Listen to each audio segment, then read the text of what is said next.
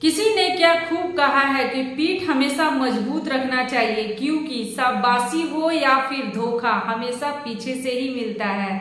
Hello दोस्तों, मेरा नाम है कविता और आज मैं आप लोगों के सामने एक व्यापारी की छोटी सी प्रेम कहानी लेकर आई हूँ कि प्रेम में किस तरीके से उसने धोखा खाया।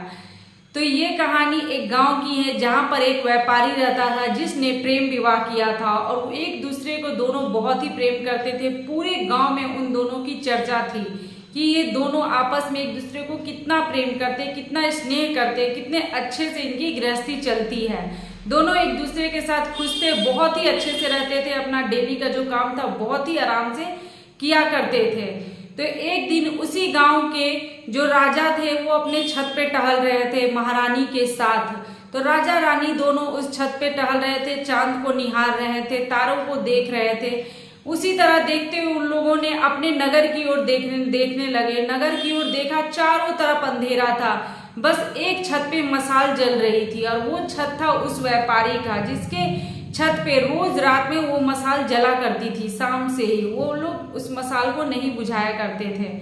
तो उन दोनों राजा रानी में बात छिड़ गई, बात होने लगी कि वो जो मशाल जल रही है ना, वो उस एक व्यापारी की है जिन्होंने प्रेम विवाह किया। और सुना है कि पूरे गांव में चर्चा है कि ये दोनों एक दूसरे से बहुत प्रेम करते हैं। तो राजा ने कहा, हाँ वो व्यापारी समझदार होगा, समझदार लड़का होगा, अपने गृहस्थी को अच्छे से चला रहा होगा और लड़के के कारण ही इनकी घर की गृहस्थी अच्छी चल रही होगी। तो रानी ने कहा, नहीं, लड़की अच्छी होगी इसलिए उसने सब संभाल के रखा होगा और अपने घर गृहस्थी को अच्छे से चला रही है और प्रेम से अपना घर संभाल रही है।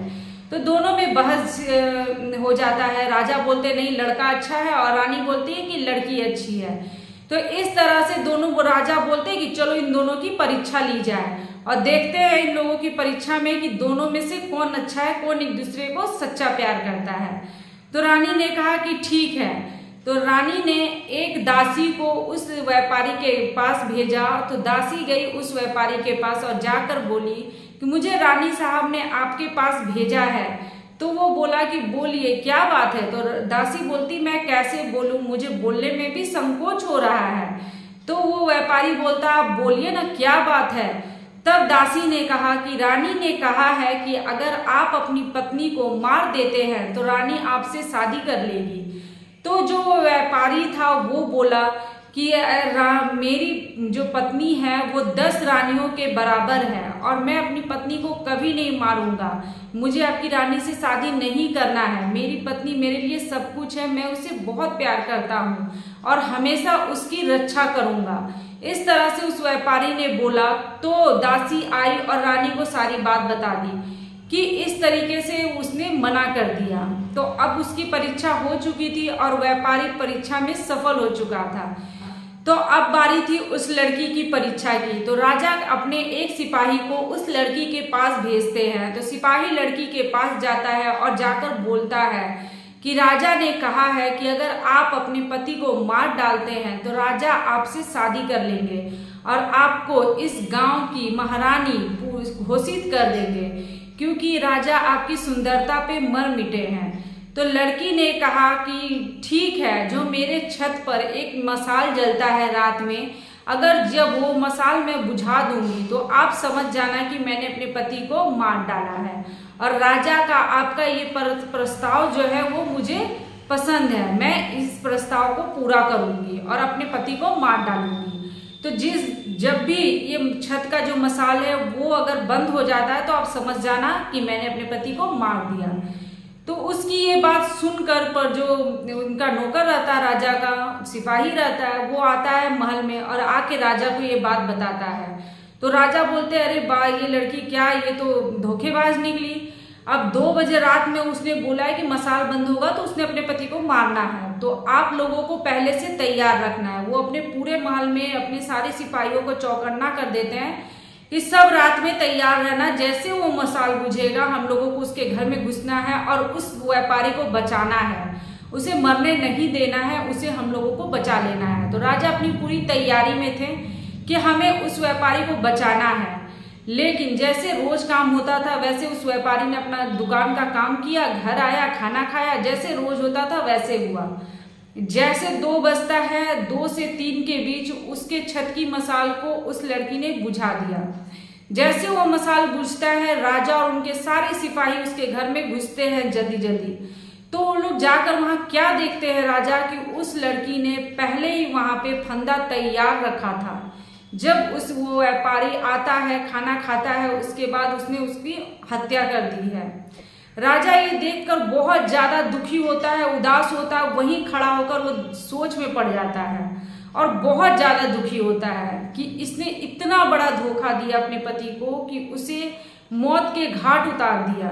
ये देखकर राजा एक सदमा सा लगता है, राजा को बहुत ज्यादा दुखी होता है और वो लड़की को तो सिपाही गिरफ्तार कर लेते हैं। लेकिन जब वो वापस आता है अपने राज्य, आके मंत्री को अपना बोलता है कि मैं शिकार के लिए जाता हूँ। जैसे सुबह होता है, राजा शिकार खेलने जाता है और जाते जाते बोलता मंत्री को कि जब तक मैं शिकार खेल कर शाम तक महल में आऊंगा, तुम गांव की जितनी भी औरत है, जितनी भी महिला है, सबका गला काट देना। क्योंकि उसे औरत जात से नफरत सी हो गई। उसने ऐसा धोखा देखा कि उसे महिलाओं से घृणा सी हो गई उस राजा को। तो उसने मंत्री को ये आदेश देकर जंगल में शिकार खेलने चल गया। अब मंत्री सोच में पड़ गया कि मैं कैसे सारी महिलाओं का गला काट दूं, पूरे राज्य की महिला, पूरे गांव की महिला को कैसे मैं गला काटूं। वो इस सोच में पड़कर बहुत परेशान हुआ और वो अपने घर गया। अपने पिता जो उसके बुजुर्ग थे, जो पहले वहां के मंत्री रह चुके थे राजा के पिता के समय, उसको सारी बात बताई। तो जो मंत्री के पिता थे, वो बुजुर्ग, वो बोले कि बेटा सबसे पहले तो तुम यहाँ से गायब हो जाओ, क्योंकि राजा अगर सामने आएंगे और वो देखेंगे कि तुमने किसी का गला नहीं काटा तो वो सबसे पहले तो तुम पे गुस्सा करेंगे। तो तुम यहाँ से सबसे पहले के लिए गायब हो जाओ और जो होगा वो मैं देख लूंगा। इस तरह से बोलकर उसके पिता ने उसे समझाया। तो मंत्री से राज्य से चला गया। राजा जब शाम में शिकार खेलकर वापस आने आया तो उसने देखा कि सब औरतें राज्य में अपना काम कर रही हैं गांव में। ये देखकर राजा बहुत गुस्सा हुआ कि अभी तक मंत्री ने किसी भी औरत का गला नहीं काटा है। और ये मन में सोचा कि सबसे पहले तो आज मैं उस मंत्री का ही गला काटूंगा, क्योंकि उसने मेरा आदेश नहीं माना। ये बोलकर राजा आता है, उसे खोजता है, उसे मंत्री कहीं नहीं दिखता है। फिर वो उसके घर जाता है।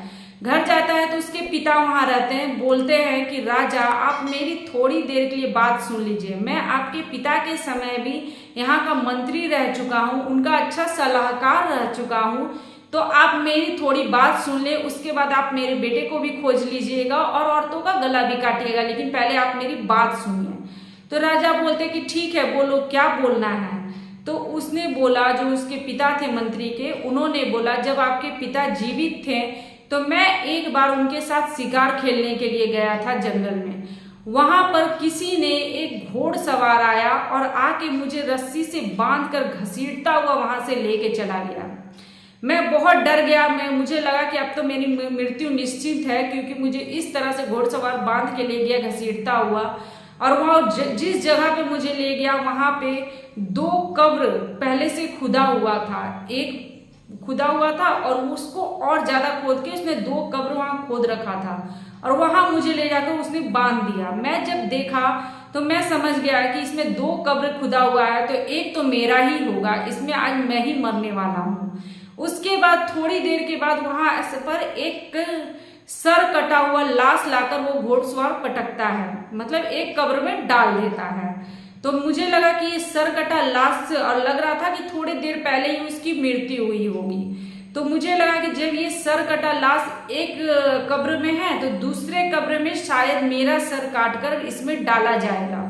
ये सोचकर मैं बहुत डर गया और चुप से वहां खड़ा था। फिर थोड़े देर के बाद जो घोड़सवार था उसने अपना नकाब हटाया। जब उसने अपने फेस से नकाब हटाया तो मैंने देखा वो एक औरत थी।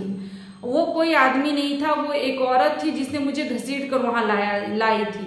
और उसने मुझे बोला कि आप मंत्री हैं, आप राज्य के मंत्री हैं, इसलिए मैं आपको यहाँ लेकर आई हूँ। मेरे पति को एक राजा ने गला काट दिया है, वो भी मेरे कारण, कि मुझसे वो शादी करना चाहते थे, जिस कारण से उसने मेरे पति के गले को काट कर दिया। लेकिन मैं आज अपने पति की यहाँ कब्र बनाई हूँ, यहाँ पे उनको लिटाऊंगी और उसके बगल में जो कब्र है वो मेरा होगा।